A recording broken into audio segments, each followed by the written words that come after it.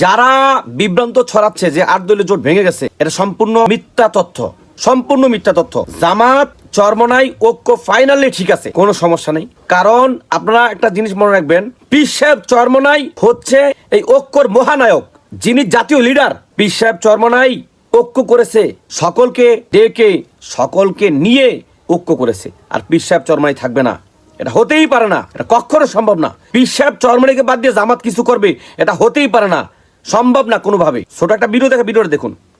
এখানে আসন ভাগাভাগি আমার সমঝোতার মাধ্যমে হচ্ছে। এখানে এককভাবে জামাত ক্ষমতা আসবে আর আমাদেরকে নিয়ন্ত্রণ করবে, সে সুযোগ আল্লাহর রহমতে থাকছে না। এখানে আমরা জোটবদ্ধভাবে একটা জাতীয় সরকার গঠন করতে পারলে এখানে জামাত যদি কোনো কিছু ইচ্ছা থাকেও সেখানে বাস্তবায়ন করার মতো সুযোগ থাকবে না।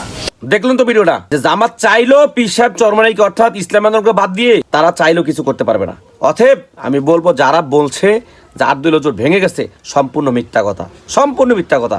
এটা আপনারা কান দিবেন না, এই সমস্ত কথা আপনারা অবশ্যই কান দিবেন না। বিভিন্ন হলুদ মিডিয়া, বিভিন্ন পত্রিকাও এরকম ভুয়া নিউজ আসতেছে যে ইসলামী আন্দোলন বাংলাদেশ সহ যে 8 দলীয় জোট হয়েছিল জামাতকে নিয়ে, সেই 8 দলীয় জোট ভেঙে গেছে। এটা সম্পূর্ণ মিথ্যা তথ্য।